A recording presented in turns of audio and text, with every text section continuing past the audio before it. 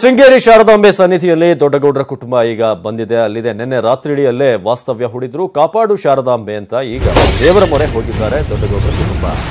ಶಾರದಾಂಬೆ ಸನ್ನಿಧಿಯಲ್ಲಿ HDD ಕುಟುಂಬ ಇರೋದು ನಿಮಗೆಲ್ಲ ಗೊತ್ತಿರೋ ಹಾಗೆ. ದೇವೇಗೌಡರ ಕುಟುಂಬಕ್ಕೆ ಶೃಂಗೇರಿಯ ಶಾರದಾಂಬೆ ಅಂದರೆ ಅಪಾರವಾದಂತಹ ಭಕ್ತಿ, ಒಂದು ನಂಬಿಕೆ.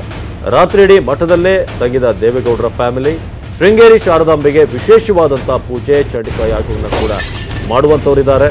ಹಾಗಾಗಿ ಕುಟುಂಬ ಸಮೇತರಾಗಿ ಎಲ್ಲರೂ ಕೂಡ ಬಂದಿರುವಂಥದ್ದು. ಜೊತೆಗೆ ಮೊದಲ ಬಾರಿಗೆ ತಂದೆ ಮತ್ತು ತಾಯಿಯ ಜೊತೆ ನಿಖಿಲ್ ಕುಮಾರಸ್ವಾಮಿ ಅವರು ಕೂಡ ಮಠಕ್ಕೆ ಭೇಟಿ ಕೊಟ್ಟಿದ್ದಾರೆ. ಗುರುಗಳ ಆಶೀರ್ವಾದವನ್ನು ಪಡೆದಂತ ನಿಖಿಲ್ ಕುಮಾರಸ್ವಾಮಿ ಜೊತೆಗೆ ಪುತ್ರ ನಿಖಿಲ್ ಗೆಲುವಿಗೆ ದೇವರ ಮೊರೆ ಹೋಗಿದ್ದಾರೆ CM HD ಕುಮಾರಸ್ವಾಮಿ ಅವರು. ಹಾಗಾಗಿ ಸಂಪೂರ್ಣವಾದಂತಹ ಕುಟುಂಬ ಈಗ ಶೃಂಗೇರಿ ದೇವಸ್ಥಾನದಲ್ಲಿದೆ. ಬೆಳಗ್ಗೆ 9 ಗಂಟೆಗೆ ಶಾರದಾಂಬೆಗೆ ವಿಶೇಷ ಪೂಜೆಯನ್ನು ಸಲ್ಲಿಸಲಾಗುತ್ತೆ. ಬಳಿಕ ಚಂಡಿಕಾ ಯಾಗವನ್ನು ನಡೆಸುತ್ತೆ. ಅಲ್ಲಿ CM ಕುಟುಂಬ ಏನವರು ಒಂದು ಸಂಕಲ್ಪವನ್ನು ತೊಟ್ಟಿದ್ರು ರೇವಣ್ಣ ಅವರು. ಹಾಗಾಗಿ ಕಳೆದ ವಾರ ಚಂಡಿಕಾ ಯಾಗವನ್ನು ಮಾಡಿಸ್ತೀವಿ ಅನ್ನೋ ಒಂದು ಸಂಕಲ್ಪವನ್ನು ಶ್ರೀ ರೇವಣ್ಣ ಅವರು ತೊಟ್ಟಿದ್ರಂತೆ. ಅದಕ್ಕೆ ಈಗ ಇವತ್ತು ಚಂಡಿಕಾ ಯಾಗ ಆಗುತ್ತೆ. ಪೂರ್ಣಾಹುತಿಯಲ್ಲಿ CM ಕುಟುಂಬ ಭಾಗಿಯಾಗುತ್ತೆ. ಮಠದ ಯಾಗಶಾಲೆ ಏನಿದೆ ಅಲ್ಲಿ ಚಂಡಿಕಾ ಯಾಗವನ್ನು ಮಾಡಲಾಗುತ್ತೆ.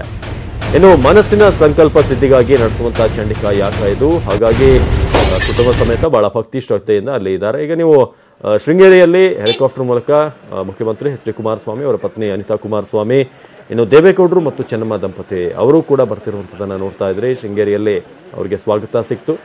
ನಂತರ ರಾತ್ರಿ ಮಠದಲ್ಲೇ ವಾಸ್ತವ್ಯ ಹೂಡಿದ್ರು. ದೇವೇಗೌಡರನ್ನ ಕೂಡ ಅಲ್ಲಿ ನೋಡ್ತಿರುವಂಥದ್ದು. ಗುರುಗಳ ಆಶೀರ್ವಾದವನ್ನು ಕೂಡ ಪಡೆದ್ರು.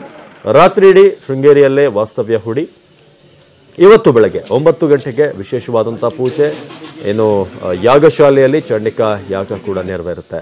ಒಂದು ವಾರದ ಹಿಂದೆ ಶ್ರೀ ರೇವಣ್ಣ ಅವರು ಕುಟುಂಬದ ಅಭಿವೃದ್ಧಿಗಾಗಿ ಅವರು ಏನೇನು ಅಂದ್ಕೊಂಡಿದ್ದಾರೋ ಅದೆಲ್ಲವೂ ಕೂಡ ನೆರವೇರಲಿ ಅನ್ನೋ ಒಂದು ನಿಟ್ಟಿನಲ್ಲಿ ಒಂದು ಸಂಕಲ್ಪವನ್ನು ತೊಟ್ಟಿದ್ರು.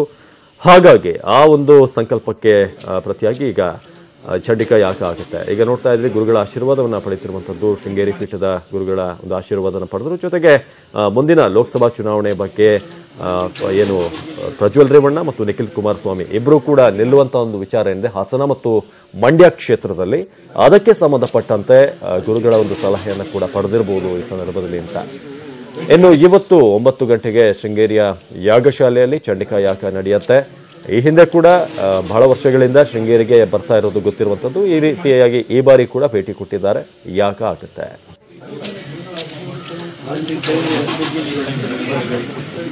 ಈಗ ನೇರ ಸಂಪರ್ಕದಲ್ಲಿ ಶೃಂಗೇರಿಯಿಂದ ಜಾಯ್ನ್ ಆಗಿದ್ದಾರೆ ನಮ್ಮ ಪ್ರತಿನಿಧಿ ವೀರೇಶ್. ಇವತ್ತು ಚಂಡಿಕಾ ಯಾಗ ಕೂಡ ಇರುತ್ತೆ ಅಂತ ಹೇಳಲಾಗಿದೆ. ಜೊತೆಗೆ ನಿನ್ನೆ ಏನೇನಾಯ್ತು, ಇವತ್ತು ಬೆಳಗ್ಗೆ ಏನು ಪೂಜೆ ಎಲ್ಲ ಇರುತ್ತೆ ಅಂತ?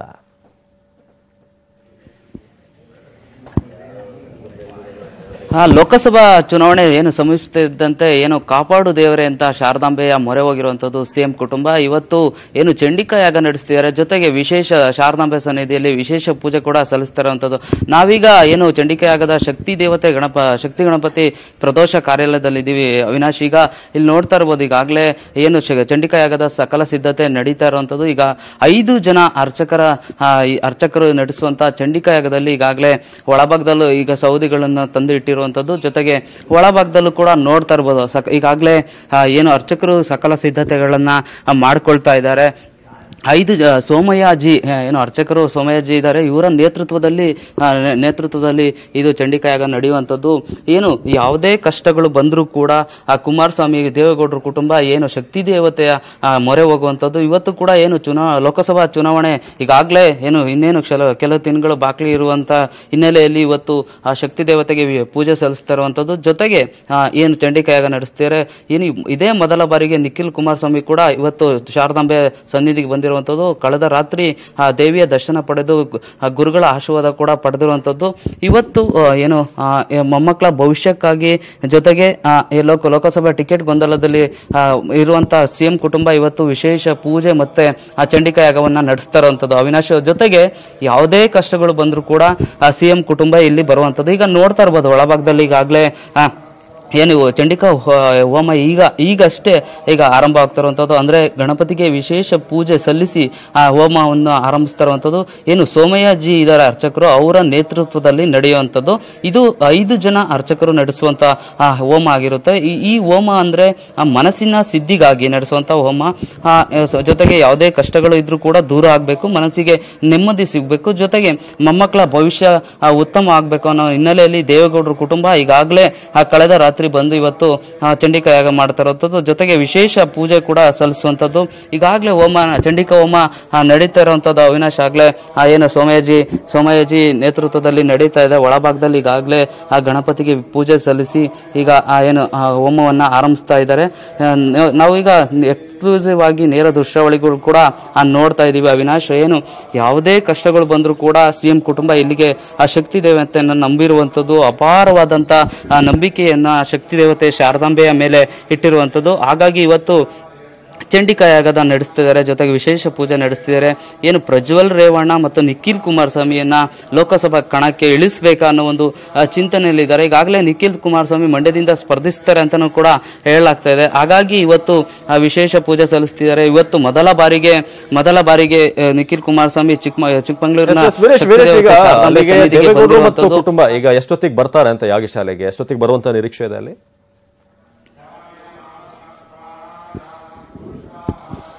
ಅವಿನಾಶ್, ಇನ್ನೇನು ಈಗ 9 ಗಂಟೆಗೆ ಶಾರದಾ ಸನ್ನಿಧಿಗೆ ಬರ್ತಾರೆ. ಅದಾದ ನಂತರ ವಿಶೇಷ ಪೂಜೆ ಸಲ್ಲಿಸ್ತಾರೆ. ಜೊತೆಗೆ ಪೂಜೆ ಸಲ್ಲಿಸಿದ ಬಳಿಕ ಏನು ಚಂಡಿಕಾ ಯಾಗದ ಪೂರ್ಣಾವತಿಯಲ್ಲಿ ಭಾಗಿಯಾಗುವಂಥದ್ದು. ಜೊತೆಗೆ ಏನು ಕಳೆದ ವಾರ ರೇವಣ್ಣ ಚಂಡಿಕಾ ಯಾಗದ ಸಂಕಲ್ಪ ತೊಟ್ಟಿದ್ರು. ಇವತ್ತು ಚಂಡಿಕಾ ಯಾಗದ ಪೂರ್ಣಾವತಿಯಲ್ಲಿ ಇಡೀ ಕುಟುಂಬಸ್ಥರು ಅಂದ್ರೆ ದೇವೇಗೌಡರು ಆಗಿರ್ಬೋದು, ಮತ್ತೆ ಸಿಎಂ ಕುಮಾರಸ್ವಾಮಿ, ಅನಿತಾ ಕುಮಾರಸ್ವಾಮಿ, ಭವಾನಿ ರೇವಣ್ಣ, HD ರೇವಣ್ಣ, ಪ್ರಜ್ವಲ್ ರೇವಣ್ಣ, ನಿಖಿಲ್ ಕುಮಾರಸ್ವಾಮಿ ಎಲ್ಲರೂ ಕೂಡ ಚಂಡಿಕಾ ಯಾಗದ ಪೂರ್ಣಾವತಿಯಲ್ಲಿ ಭಾಗಿಯಾಗುವಂಥದ್ದು. ಅವಿನಾಶ್, ಓಕೆ, ಧನ್ಯವಾದ ಮಾಹಿತಿಗಾಗಿ ವೀರೇಶ್. ಇನ್ನು ಮಂಡ್ಯದಿಂದ ಸುಮಲತಾ ಕಣಕ್ಕಿಳಿಸಾರ ಇಲ್ವಾ ಅನ್ನೋ ಗೊಂದಲ ಇನ್ನೂ ಕೂಡ ಎಲ್ಲರನ್ನೂ ಕಾಡ್ತಾ ಇದೆ. ಇದರ ನಡುವೆ ಸುಮಲತಾ ಪರ ಸ್ಟಾರ್ ಕ್ಯಾಂಪೇನ್ ಪರ್ವ ಶುರುವಾಗಿದೆ. ಈ ಹಿಂದೆ ಹಲವು ನಟ ನಟಿಯರು ಸುಮಲತಾ ಚುನಾವಣೆಗೆ ಸ್ಪರ್ಧಿಸಿದ್ರೆ ನಾವು ಅವರ ಪರ ಪ್ರಚಾರ ಮಾಡ್ತೀವಿ ಅಂತ ಹೇಳಿದ್ರು. ಈಗ ದರ್ಶನ್ ಕೂಡ ಸುಮಲತಾ ಅವರ ಪರವಾಗಿ ಪ್ರಚಾರ ಮಾಡೋದಾಗಿ ಹೇಳಿದ್ದಾರೆ. ಸ್ನೇಹಿತರು ಯಾರೇ ಕರೆದ್ರು ಪ್ರಚಾರಕ್ಕೆ ಹೋಗ್ತೀನಿ, ಈ ಹಿಂದೆ ಕೂಡ ಹೋಗಿದ್ದೀನಿ, ಅಂಬರೀಶ್ ಅವರ ಪರ ನಾನು ಪ್ರಚಾರ ಮಾಡಿದ್ದೆ, ಈಗ ಸುಮಲತಾ ಅವರು ನನ್ನ ಕರೆದ್ರೆ ಪ್ರಚಾರಕ್ಕೆ ನಾನು ಖಂಡಿತ ಹೋಗ್ತೀನಿ ಎಂದಿದ್ದಾರೆ. ಯಾವಾಗ ನಿಂತ್ಕೊಂಡ್ರು ಅಪ್ಪಾಜಿ ಅವರು, ಅವಾಗ ಹೋಗಿದ್ದೀನಲ್ವಾ ಸರ್. ಸೊ ಇದು ನಮ್ದೊಂದು ಕರ್ತವ್ಯ ಇದೆ ಅಷ್ಟೇ. ಅವ್ರು ಹೆಂಗೆ ಹೇಳ್ತಾರೆ ಹಂಗೆ. ನಿಮ್ಮ ಸಪೋರ್ಟಿಂಗ್ ಹೆಂಗಿರುತ್ತೆ ಮೇಡಮ್? ಅವ್ರು ಕ್ಯಾನ್ವಸ್ ಕರೆದ್ರೆ ನಾರ್ಮಲ್ ಆಗಿ ಹೆಂಗೆ ಹೋಗಿ ಮಾಡ್ತೀವಿ. ನಾನು ಎಷ್ಟೋ ಜನ ಫ್ರೆಂಡ್ ಸರ್ಕಲ್ಗೂ ಮಾಡ್ಕೊಡ್ತೀವಿ, ಹಂಗೆ ಹೋಗಿ ಬರ್ತೀವಿ. ಅಂಬರೀಶ್ ಅವರು ಯಾವಾಗ ನಿಂತ್ಕೊಂಡ್ರು ಅಪ್ಪಾಜಿ ಅವರು, ಅವಾಗ ಹೋಗಿದ್ದೀನಲ್ವಾ ಸರ್. ಸೊ ಇದು ನಮ್ದೊಂದು ಕರ್ತವ್ಯ ಇದೆ ಅಷ್ಟೇ. ಅವ್ರು ಹೆಂಗೆ ಹೇಳ್ತಾರೆ ಹಂಗೆ. ನಿಮ್ಮ ಸಪೋರ್ಟಿಂಗ್ ಹೆಂಗಿರುತ್ತೆ ಮೇಡಮ್? ಅವ್ರು ಕ್ಯಾನ್ವಸ್ ಕರೆದ್ರೆ ನಾರ್ಮಲ್ ಆಗಿ ಹೆಂಗೆ ಹೋಗಿ ಮಾಡ್ತೀವಿ. ನಾನು ಎಷ್ಟೋ ಜನ ಫ್ರೆಂಡ್ ಸರ್ಕಲ್ಗೂ ಮಾಡ್ಕೊಡ್ತೀವಿ, ಹಂಗೆ ಹೋಗಿ ಬರ್ತೀವಿ. ಇನ್ನು ಬೆಂಗಳೂರಿನ ಕೆರೆಗಳು ಹಾಗೂ ರಾಜಕಾಲುವೆ ಬಫರ್ ಝೋನ್ ಮಿತಿ ಏನಿದೆ ಅದರ ಹೆಚ್ಚಳದ ಬಗ್ಗೆ ರಾಷ್ಟ್ರೀಯ ಹಸಿರು ನ್ಯಾಯಪೀಠದ ತೀರ್ಪಿನ ಒಂದು ಭಾಗವನ್ನು ಸುಪ್ರೀಂ ಕೋರ್ಟ್ ರದ್ದು ಮಾಡಿದೆ. ಇದರಿಂದ 30,000 ನಿವಾಸಿಗಳಿಗೆ ಬಿಗ್ ರಿಲೀಫ್ ಸಿಕ್ಕಿದೆ. ಬೆಳ್ಳಂದೂರು ಅಗರ ಕೆರೆ ಮೀಸಲು ಪ್ರದೇಶ ಒತ್ತುವರಿ ರಾಜಕಾಲುವೆ ತೆರವಿನ ಬಗ್ಗೆ ನೀಡಿದ್ದಂಥ ತೀರ್ಪನ್ನು ಎತ್ತಿ ಹಿಡಿಯಲಾಗಿದೆ. ಹೀಗಾಗಿ ಬರೋಬ್ಬರಿ 131 ಕೋಟಿ ದಂಡ ಕಟ್ಟಬೇಕಾಗಿದೆ. ಕೆರೆ ಒತ್ತುವರಿಗೆ ಕೋರ್ಟ್ನಿಂದ ದಂಡ. 2 ಕಂಪನಿಗಳಿಗೆ 131 ಕೋಟಿ ಫೈನ್.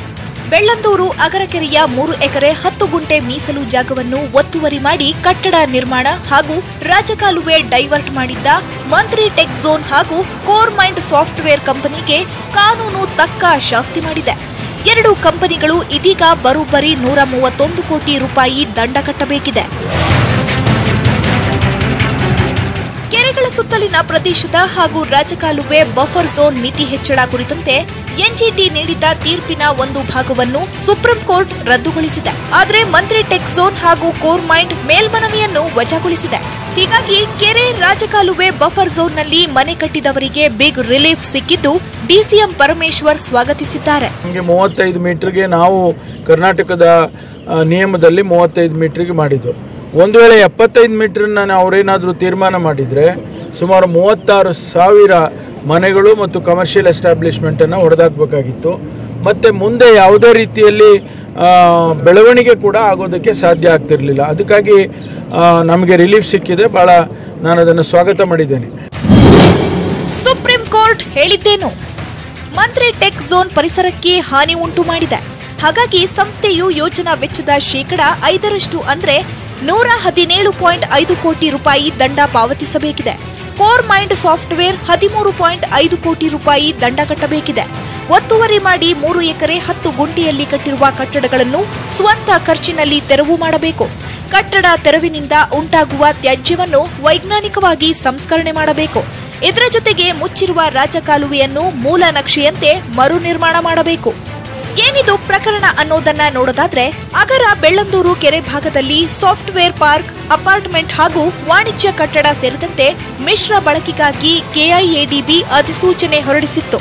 ಬಳಿಕ ಮಂತ್ರಿ ಟೆಕ್ ಝೋನ್ ಹಾಗೂ ಕೋರ್ ಮೈಂಡ್ ಸಾಫ್ಟ್ವೇರ್ ಸರ್ವಿಸಸ್ಗೆ ಜಾಗ ಮಂಜೂರಾಗಿತ್ತು.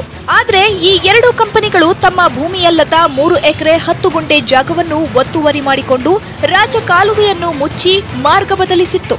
ಈ ವಿಚಾರ ಫಾರ್ವರ್ಡ್ ಫೌಂಡೇಶನ್, ನಮ್ಮ ಬೆಂಗಳೂರು ಮತ್ತಿತರ ಎನ್ಜಿಒಗಳು ಹಸಿರು ಪೀಠದಲ್ಲಿ ಕೇಸು ದಾಖಲಿಸಿದ್ದವು.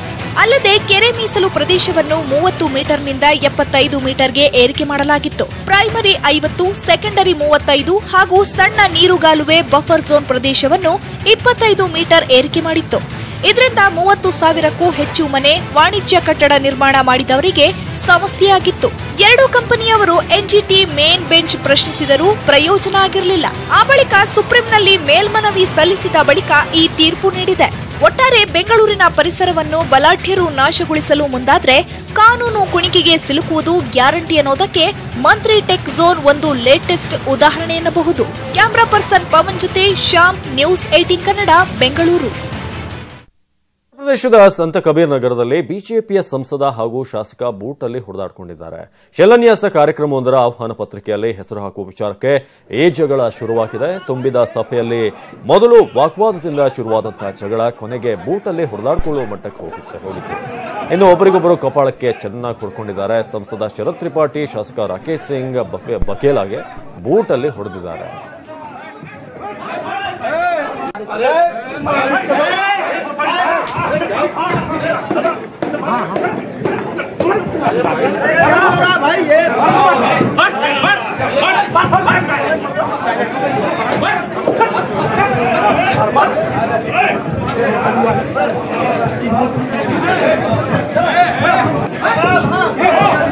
ರಿಲಯನ್ಸ್ ಇಂಡಸ್ಟ್ರೀಸ್ ಧೀರುಭಾಯ್ ಅಂಬಾನಿ ಅವರ ನೆನಪಾರ್ಥವಾಗಿ ಮುಂಬೈನಲ್ಲಿ ನಿರ್ಮಿಸಿರುವಂತಹ ಧೀರುಭಾಯ್ ಅಂಬಾನಿ ಸ್ಕ್ವೇರ್ ಲೋಕಾರ್ಪಣೆ ಮಾಡಿದೆ. ಮುಂಬೈನ ಬಾಂದ್ರಾದಲ್ಲಿ ಅಂಬಾನಿ ಇಂಟರ್ನ್ಯಾಷನಲ್ ಶಾಲೆ ಮುಂಭಾಗದಲ್ಲಿರುವಂತಹ ಸ್ಕ್ವೇರ್ ಅನ್ನ ನೀತಾ ಮತ್ತು ಮುಖೇಶ್ ಅಂಬಾನಿ ಅವರು ಜನತೆಗೆ ಅರ್ಪಿಸಿದರು. ಧೀರುಭಾಯ್ ಸ್ಕ್ವೇರ್ ಜಿಯೋ ವರ್ಲ್ಡ್ ಸೆಂಟರ್ನ ಭಾಗವಾಗಿದೆ. ಜಿಯೋ ವರ್ಲ್ಡ್ ಸೆಂಟರ್ ಮತ್ತು ರಿಲಯನ್ಸ್ ಉದ್ಯಮ ದೇಶದ ಅತ್ಯುನ್ನತ ಸಂಸ್ಥೆಗಳಾಗಿದ್ದು ದೇಶದ ಜನತೆ ಹಲವು ಸೇವೆಗಳನ್ನು ಜನತೆಗೆ ನೀಡ್ತಾ ಇದೆ. ಜಾಗತಿಕ ಮಟ್ಟದ ಸೇವೆ ಮತ್ತು ಸೌಲಭ್ಯಗಳನ್ನು ಭಾರತದ ಜನತೆಗೆ ನೀಡುವಂತಹ ಉದ್ದೇಶದಿಂದ ರಿಲಯನ್ಸ್ ಉದ್ಯಮ ಕೆಲಸ ಮಾಡ್ತಾ ಇದೆ. ಈ ವೇಳೆ ಮಾತನಾಡಿದಂತ ರಿಲಯನ್ಸ್ ಫೌಂಡೇಶನ್ ಮುಖ್ಯಸ್ಥೆ ನೀತಾ ಅಂಬಾನಿ, ಜಾಗತಿಕ ಮಟ್ಟದಲ್ಲಿ ಭಾರತದ ಅಭಿವೃದ್ಧಿಯಲ್ಲಿ ದೇಶದ ಇಬ್ಬರು ಸುಪುತ್ರರಂತೆ ಧೀರುಭಾಯ್ ಸ್ಕ್ವೇರ್ ಮತ್ತು ಜಿಯೋ ವರ್ಲ್ಡ್ ಸೆಂಟರ್ ಕೆಲಸ ಮಾಡ್ತಾ ಇದೆ. ಇಂದಿನ ಸಂಜೆ ನಮಗೆ ಸ್ಪೆಷಲ್ ಆಗಿದೆ. ಮುಂಬೈನ ಮಕ್ಕಳಿಗಾಗಿ ನಾವು ಇಂದು ಸುಂದರ ಕಾಣಿಕೆಯನ್ನು ನೀಡುತ್ತಿದ್ದೇವೆ. ಸುಮಾರು 2,000 ಮಕ್ಕಳಿಗೆ ಅನ್ನದಾನದ ವ್ಯವಸ್ಥೆಯನ್ನ ಮಾಡಲಾಗಿತ್ತು. The Dhirubhai Ambani Square, named after my beloved father-in-law, Shri Dhirubhai Ambani. The children of India are the future of our nation. And that is why it is my pleasure and privilege to inaugurate the Dhirubhai Ambani Square with nearly 2,000 children from various NGOs supported by Reliance Foundation. Children have always been at the heart of everything I do. They have always been a part of our celebrations and happy